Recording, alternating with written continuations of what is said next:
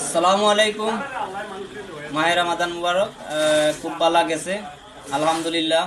আল্লাহর বরকতময় নিয়ামতময় দিনগুলা গেছে কি আমরা কাছ থেকে। আর আগামী দিন আমরা যদি আল্লাহ নেক আয়াত দেন আমরা আবার মাহে রমজান মুবারক পাইমু ইনশাআল্লাহ, এই আশা রাখি।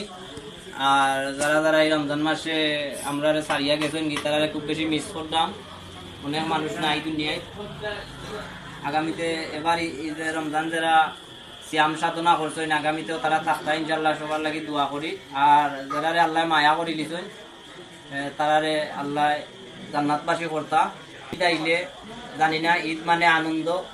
আমরা মুসলমানের লাগে আনন্দ আমরা একটা আনন্দ উপভোগ করতাম। দুইটা ঈদ পাই আমরা বছরে, কিন্তু ঈদ আইলেও আমার ভিতরে খুব একটা কষ্ট পাই। কারণ কষ্টটা পাওয়ার উদ্দেশ্য হইল গিয়ারিয়া কিতা কর্ম আল্লাহ দিলেইছেন, সত্য আর সমান নাই। গরিব হইতে পারে না, আল্লাহ বেজারই দিবা আত্মাও আছে, কিন্তু আমরা তো মনে করেন একটু অভাবী মানুষ, ওটা পাওয়া যায় মানে আমরা সামর্থ্য নাই সেই রকম। তারপরেও আল্লাহর কাছে খুশি। তাম পৃথিবী জুড়িয়া যত মানুষ আছেন, দেশ বিদেশ বাংলাদেশ সবরে মিস করতাম।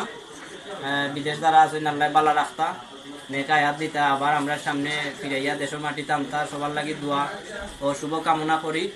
আর আমরা ঈদ করতাম, আনন্দ উপভোগ করতাম। অনেক কষ্ট ভিতরে আমার, কষ্ট লইয়াও তারপরেও লাইভও আইছি আমার চাচার কথায়।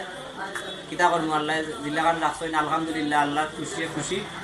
আর আমার চেয়ে আরো আছে মানুষ, আরো কষ্টে আছে, আরো কষ্টর চেয়ে আরো কষ্টর মাঝে আছে আরো বহু মানুষ। সবরে আল্লাহ নেক শান্তি দিতা, ধৈর্য দিতা।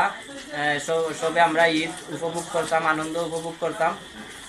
সিয়াম সাধনা করছি, আল্লাহ সব সিয়াম সাধনা যারা করছি আল্লাহ কবুল করতা। আর সবরে নেক আয়াত দিতা, আমরা বেমার সেমার থেকে বাঁচাইয়া রাখতা, আজাব গজব থেকে অ্যাক্সিডেন্ট দুর্ঘটনা থেকে বাঁচাইয়া রাখতা। এই বলে আমি বিদায় নিলাম। সবাইকে জানাই ঈদ মুবারক।